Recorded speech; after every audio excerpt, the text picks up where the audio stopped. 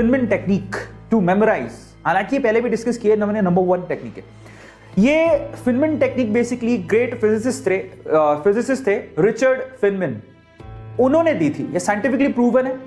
उन्होंने क्या किया था फिनमैन टेक्निक पे, जरा देखो। वो कहते थे सबसे पहले कोई टॉपिक चूज कर लो, कोई भी कर लिया, और उस टॉपिक को ना आप किसी को भी घर पे अगर कोई बच्चा है उसको पढ़ाओ, उसको समझ में आए नहीं आए फर्क नहीं पड़ता, उसको बिठा लो और उसको पढ़ाओ। और मैं अपनी टाइम में क्या करता था कि किसी बच्चे को नहीं पढ़ाता था, इनफैक्ट मैं क्या करता था कि सामने पिलो पड़ा है, पिलो को ही रख लिया, हाँ भाई पढ़, उसको तो पीछे से चांटा भी मारोगे तब भी चलेगा, उसको कौन सा लग नहीं है, तो हाँ पिलो वो नहीं होता सिराना, उसको रख लिया, हाँ देखो ऐसे से होता है। मैं करता था, मैं बहुत करता था। तो वो ये कहते हैं कि पहले कोई एक टॉपिक चूज करो, किसी बच्चे को पढ़ाओ, ठीक है। अब वो क्या कहता है, अब जब आप उसको पढ़ा रहे थे तो आप कहां कहां अटके वो देखो।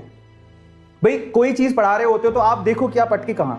अब खुद को तो समझ में आ जाता है, इंसान खुद से तो नहीं झूठ बोल सकता, समझ में आ गया। तो खुद को समझ में आ जाएगा कि आपने मिस्टेक्स कहां करी, उन मिस्टेक्स को आइडेंटिफाई करो और उन मिस्टेक्स को फिर से रिव्यू करो। रिव्यू का मतलब आप किसी टॉपिक को पढ़ाते टाइम कहां पे अटके, आइडेंटिफाई करने के बाद क्यों अटके, कारण क्या था, क्या तुम्हें उस कॉन्सेप्ट पे क्लैरिटी नहीं थी तो टॉपिक को खोल के देखो, कॉपी को खोल के देखो जाके, या फिर जिस टीचर ने पढ़ाया था उसने कैसे पढ़ाया था उसको चेक करो। रिव्यू करने के बाद फिर से उस टॉपिक को उस बच्चे को पढ़ाओ, क्या सिराने को पढ़ाओ। समझ में आ गया। जिस वक्त आप खुद सेटिस्फाई हो जाओगे कि नहीं यार अब तो मैंने जो पढ़ाया बेसिकली वो प्रॉपरली उसे भी समझ में आ गया होगा, क्योंकि मैं इस चीज को समझ पा रहा हूं, तो समझ लेना वो टॉपिक आपको अच्छे से याद हो जाएगा।